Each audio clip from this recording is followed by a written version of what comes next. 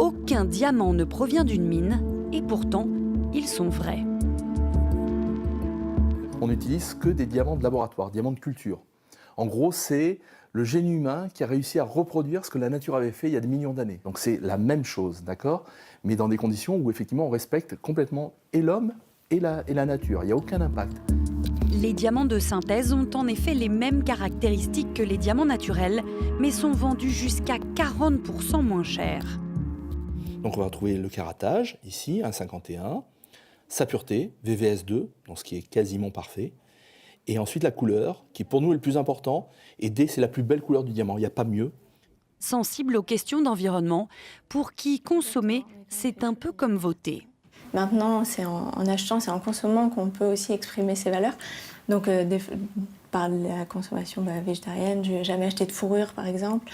Je vais essayer de limiter le cuir au maximum. Et puis, maintenant, ça s'ajoute. Je ne vais pas prendre de diamants extraits de la terre, mais plutôt des diamants éthiques élevés en laboratoire. Là, j'ai un petit cristal de diamant.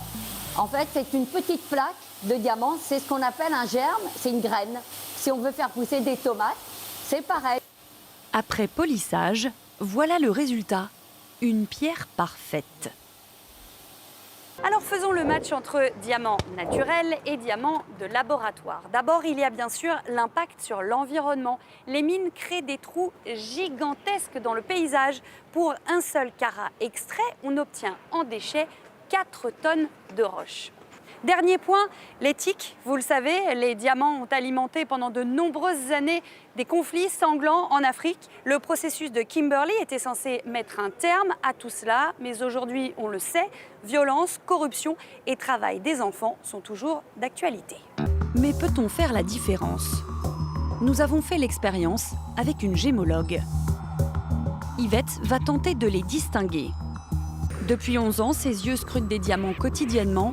Et aujourd'hui, face à ces deux pierres, elle le dit avec humilité. Les deux sont en effet des diamants et ils sont beaux.